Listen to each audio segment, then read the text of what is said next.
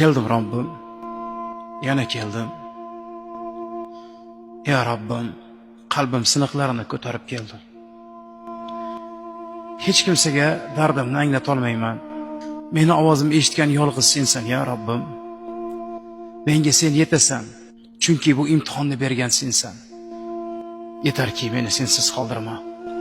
Chunki bilaman, huzur bera oladigan yolg'iz sensan.